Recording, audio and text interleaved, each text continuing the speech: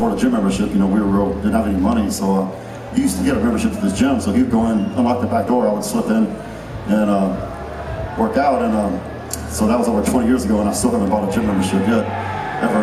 And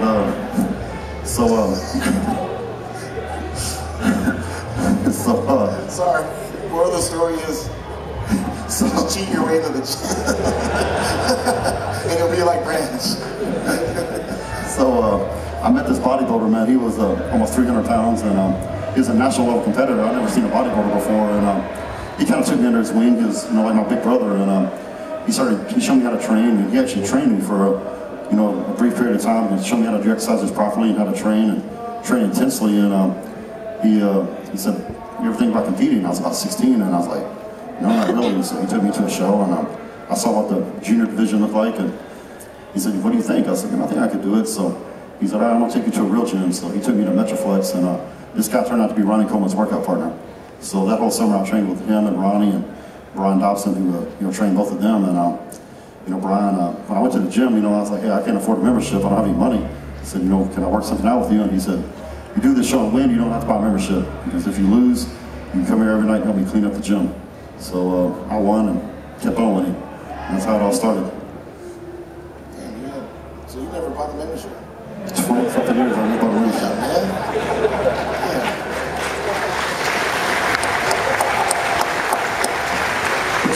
But the other side to that story was this bodybuilder I met, Mark.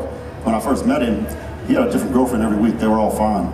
And he drove a convertible Corvette. And the two biggest dudes in that gym, I saw him kick their ass in the back alleyway one day while I was sneaking in. I told my friend, I was like, "Dude, we gotta get big, man. So we get hot chicks and drive badass cars and kick ass." I guess my story isn't as entertaining as Branch's, but I got into bodybuilding shortly after I was playing Division I basketball at the University of Denver. I had another year of college left over, so during that time I was just going to class. I was no longer a student athlete. Normally, being a student athlete, you don't have much time for any other hobbies. So now, instead of having maybe 2 hours to do, maybe check the internet or play video games or something in college, I had 8 hours. So I really just went to class, 2 times a day and did nothing. So then I was in a computer science class, and I saw these guys on their laptops have a background, on their wallpaper of Ronnie Coleman, Jay Cutler, and Kevin LeBron. And I was like, who are these dudes? Like, who are these guys? And he was telling me about them, and I was like, all right. So I met him up at the gym, actually where there's all the students and not the athletes trained, and I met all these guys that were trying to get in shape for a show. And I just thought, well, basketball for me was my first love. I didn't have a chance to play in the NBA, so I thought, well, the best thing I could do is probably just get in shape to maybe have a chance at maybe playing semi-pro or play overseas or something. So I started training, went to a couple shows, ended up meeting a bodybuilder by the name of Claude Gruel, and I was doing the same thing as you guys do. I saw him, queued up, went over to him. My friend Josh, he said, now you're supposed to go up to the pro, say hello, shake his hand, ask him how much he benches, and ask him to hit a bicep pose. And I was like, in that order, he's like, yeah, just do it. Hey, my name's Phil, like, all right, and can you just go like this? And he was like, and he didn't do it. So my friend says, hit a bicep pose, like that, and so I went like this with him, and these kids walk by and they go, holy crap, that guy's arms are as big as claws. So at the time, he had just won, I believe, the Masters of Olympia, so he asked if I bodybuilding, and I said, no, I play basketball. And he said, well, you could easily be, a bodybuilder, you have genetics and stuff. I would try it if I were you. So right after that, I said, well, I guess I should just try it, because at the end of the day, I was kind of like Branch. I can get in shape, get huge, and be ready for the summertime to go check out chicks when I go graduate from college. So it was like, all right, cool. So in October 8th, 2002, I actually bought a digital camera. I took photos of myself, front, back, side to side. It poses like in a magazine. And which sucked because I still had hair all over and stuff, so it was real disgusting. But anyway, so every 4 to 6 weeks I was taking these photos, and I was doing these photos to make progress. And then on April 4th, 2003, I did my very first contest. And right after that, I was hooked. And the rest is history. Okay. Wait, come on. Let's hear it for these guys. Let's go. Okay, right behind you, Emily. There's one there. We'll come back to you. This gentleman first, and we'll come to you behind Emily as well. Thank you, sir. Hi, my name is Heath. How did it feel to win Mr. Olympia after you finished? I would say it was probably the, outside of getting married, the best feeling of my life. I think what was really cool was the previous year, placing second twice, once at Kai Green at the Arnold Classic, which sucked, and then coming back to getting second at the Mr. Olympia to Jay. Right after that, I thought, all right, I got to train the whole entire year to, try to win. And, that entire year, everything, was geared around becoming number 13, meaning, the 13th Mr. Olympia. And once I was standing on that stage, I remember looking in Jay's eyes and he was like, you got this. And I was just like, so you're basically conceding victory, but at the end of the day, he kind of knew that I had beat him. So that meant a lot, but then to have that silence of waiting for Bodypower Gorilla to actually announce who the champion is. It was the longest. I mean, Branch has been there too, it's just you and the other guy, and you're waiting, and you're praying, like, please just call my name. That's the longest few seconds of your life. You're just waiting for them to call your name. And I remember what it felt like the previous year. And I had a feeling the previous year that it wasn't gonna happen, but I was just still hoping. This time around, I felt like, just embrace it, just wait for it. And I could hear Jay's voice saying, just wait. So here he is still coaching me, And when they said, Phil Heath, and I just like lost it. And tears are going and all this other stuff. But what's weird is that what I felt was my whole career and parts of my life, from the age of 31 all the way going back to like 6 years old, all the stuff, the little trials and tribulations, and then fast forwarding, and it was like super fast, and it was just like, whoa, I won the Mr. Olympia. So I'm freaking out, and then the roar of the crowd was pretty amazing. It was deafening. I didn't hear anything for like 5 seconds. It was like, I swear to God, like I'm sitting there like, okay, they're clapping, but I don't hear it. I mean, I didn't hear anything. And then you're getting blinded by cameras, and then you realize, I just won this. And then you hear it. And then it's time to, I forgot, I remember forgetting to grab the sandal. I remember going over to hug Jay, and it was just like, it wasn't about beating Jay. It wasn't about beating the rest of the guys. It was about winning the Sandow. And I remember hugging him, and I was like, I did it. He was like, grab the trophy, man. So if you watch the video, he's like pointing at it. I'm like, oh shoot, yeah, so it was like so cool. And I would say the coolest part about it was that everybody was happy about it. And to have my fellow competitors come out backstage and then hug me and wish me, best wishes and all this other stuff, it was like, it was good to know that I earned their respect too. So I think it was, just an awesome experience. Okay, I think we've got another question over in the corner here, Emily, and then I think the one behind that, and then we'll come back over this side of the hall. Thank you. So if you stand up so we can see you, is it a madam or who is it in there? There's somebody hiding. Oh, there's a madam. Thank you, madam. Hi, both of you. My question's open to both of you.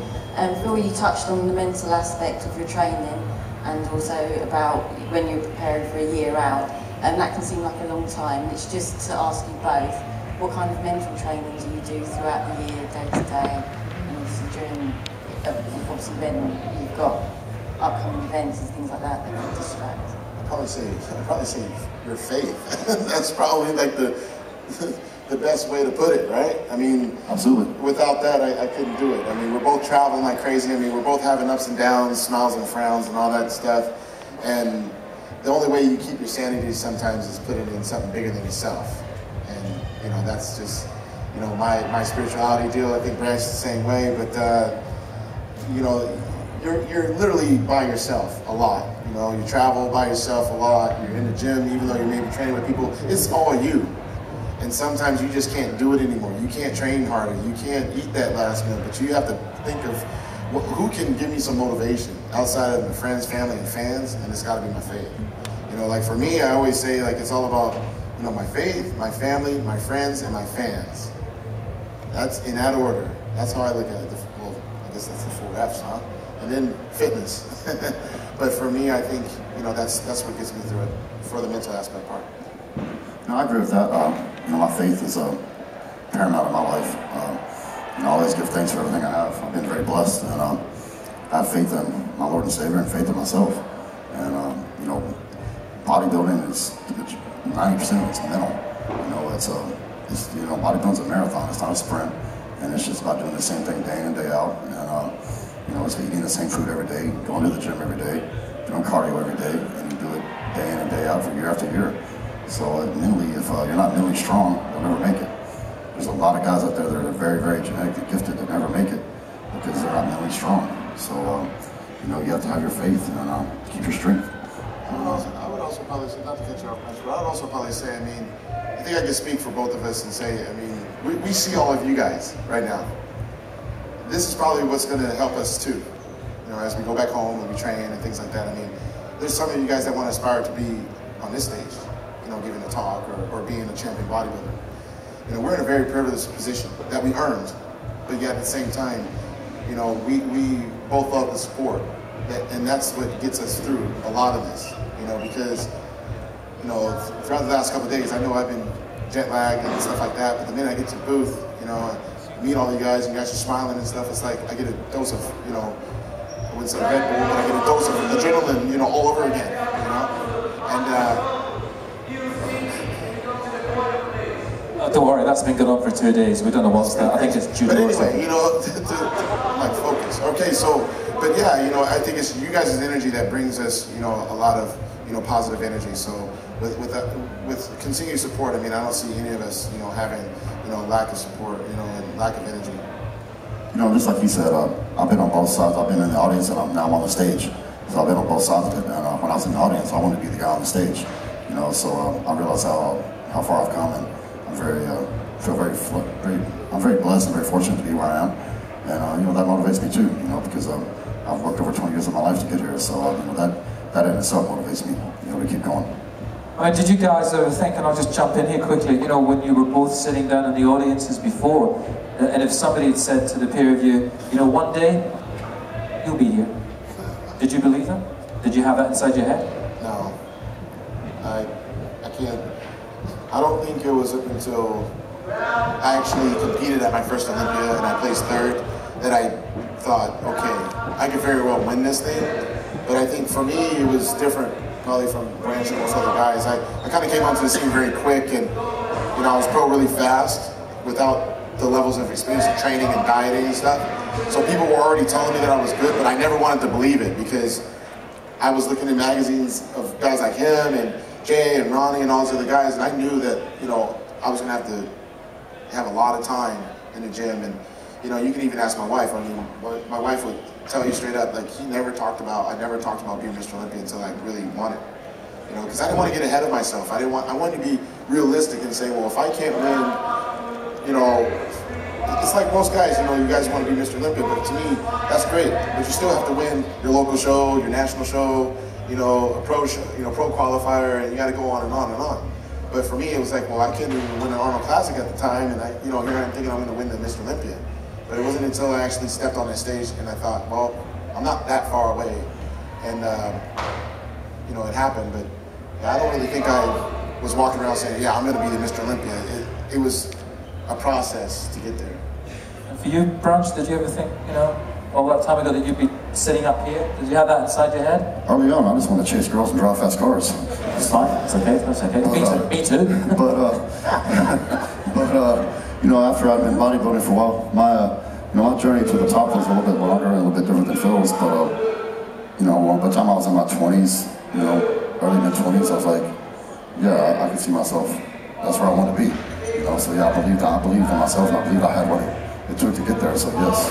And do you think that that's a good message for all? Let's actually, that would be interesting actually. Whether female or male, put your hand up if you would like to be sitting up on this stage like these guys. Who aspires? Here you go, guys. There's a snapshot of England, the United Kingdom, telling you that they think that they would be good enough to sit up here one day. How about that? It's okay, it's interesting. I've done that before. Right, let's go back to some questions because we've got five more minutes. I think we were over here, weren't we? Was there somebody over here that we missed? No, they've gone shy on us. Over here? Okay, thank you, Phil. Thanks very much. Thank you, sir. Can you stand up so we can see you? There we are. Thank you. Hi, Phil. Hi, Brad. This question's for both of you, and it's something that I think will benefit all of us over here.